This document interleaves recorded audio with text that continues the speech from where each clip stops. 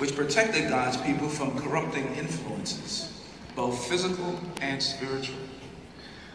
Some of those laws, though, tested the Israelites' loyalty.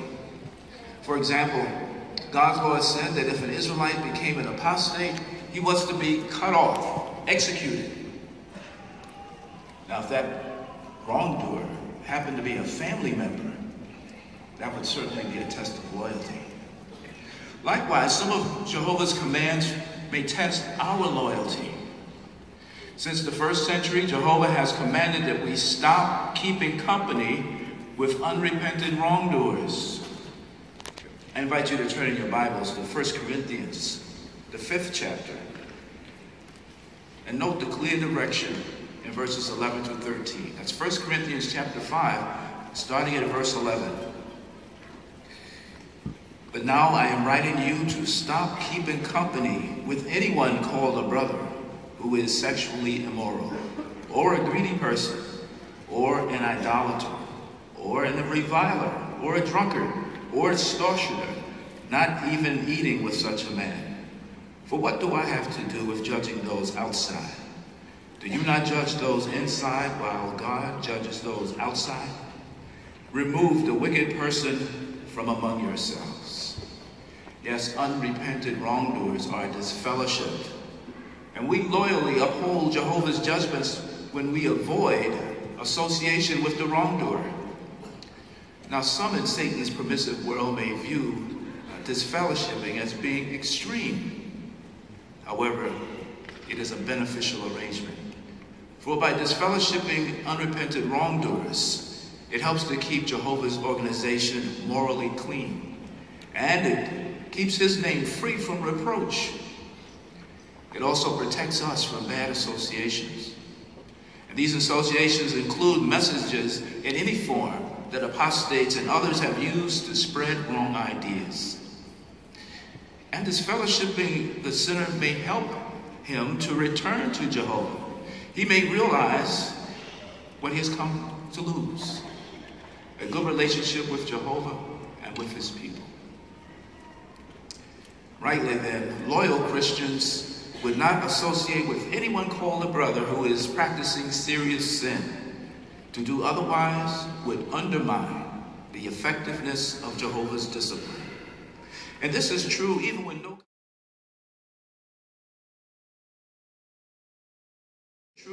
no congregation action has been taken, as may be the case when one is inactive.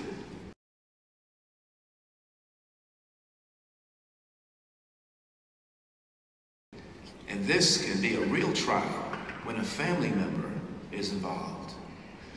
One young brother loyalty was tested when his mother, who was inactive, got involved in serious sin. He and his siblings loyally reported matters to the elders. But since she didn't live in home with them, they decided to limit their association with their mother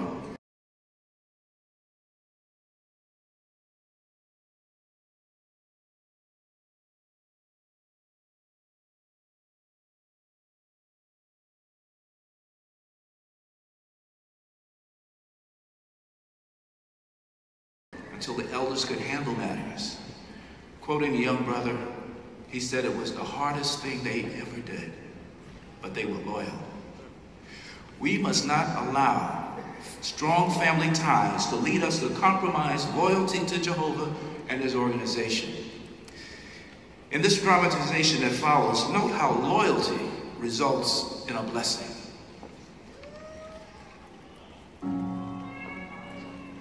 Looking back, my parents tried hard to do the right thing, to do things Jehovah's way.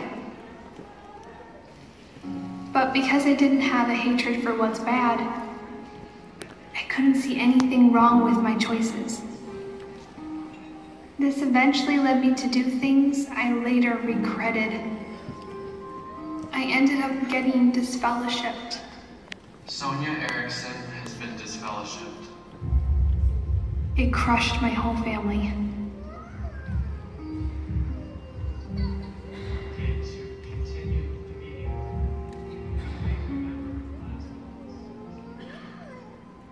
Later, my father explained to me that I couldn't remain in the home because I refused to change my lifestyle. He told me I was having a negative effect on my younger brother and sister. And I thought of the text.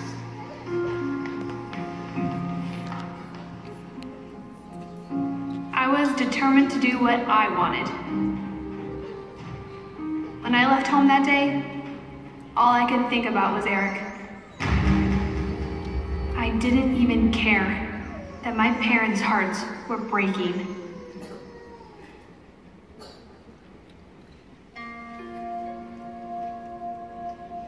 I didn't think about the devastation and disappointment that I had caused them.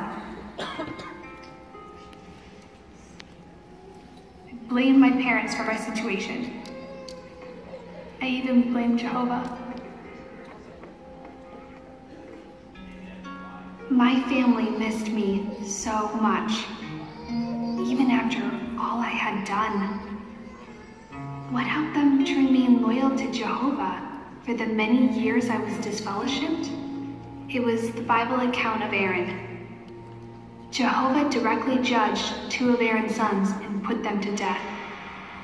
In this case, Jehovah asked Aaron and his family not to mourn, in order to show the entire nation that they supported Jehovah's judgment.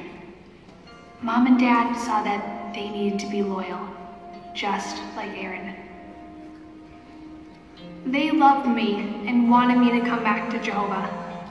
I tried to contact them. I just wanted to talk and to hear their voice. I missed being with my family, and they thought about reaching out to me.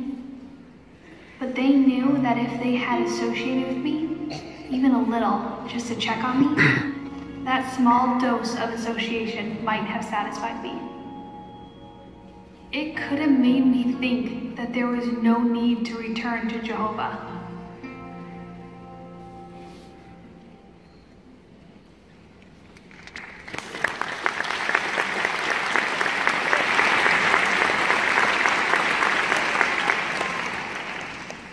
It is normal to feel betrayed and brokenhearted and to deeply grieve when a beloved family member leaves Jehovah.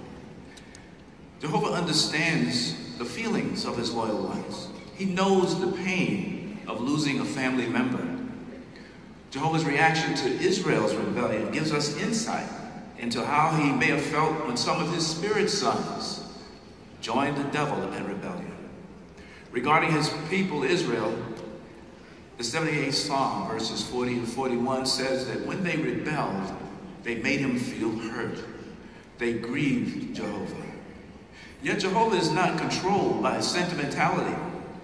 Sentimentality can cause our view of love and mercy to become unbalanced. But godly love is balanced by justice and includes a hatred for badness. We can see that in the way Jehovah dealt with those rebels. For he severely disciplined the Israelites. He took action against the wicked spirits, eventually removing them from heaven to protect the rest of his spiritual family. Jehovah's judgments are always beneficial. By reflecting on his loving ways, we can strengthen our resolve to loyally uphold God's judgments. True disfellowshipping can be painful discipline, and it may test our loyalty, but it yields the fruit of righteousness to those trained by it. Notice how this is mentioned in Hebrews chapter 12 and verse 11. I invite you to turn your Bibles there. Hebrews the 12th chapter and verse 11. It says, "True, no discipline seems for the present to be joyous, but it is painful. Yet afterward, it yields the peaceable fruit of righteousness to those who have been trained by it." This discipline and training from Jehovah is in the best interest of all, including the wrongdoer. It is a manifestation of Jehovah's great love for us. We need to keep in mind the purpose of divine discipline and abide by Jehovah's command not to have contact with anyone who is disfellowshipped. Brothers and sisters, let us be resolved not to undermine the effectiveness of Jehovah's discipline. But what should we do when someone repents and changes course? Brother Keith Williams, who has been in the full-time ministry for 6 years, will now consider the final part of this symposium. Loyally uphold Jehovah's judgments. Be forgiving.